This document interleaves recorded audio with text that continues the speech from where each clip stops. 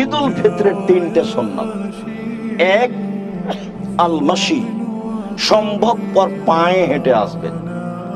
গাড়িতে আসা বিদআত নয়, আপনার তো রাস্তা সময়ের সাথে কুলাবে না, যতদূর সম্ভব হবে পায়ে হেঁটে আসবেন। দুই, আল আকল কাবলা সলাত, সলাতের পূর্বে খেতে হবে, ঈদ উল ফিতরে খেতে হবে। তিন, অলিকতেসাল,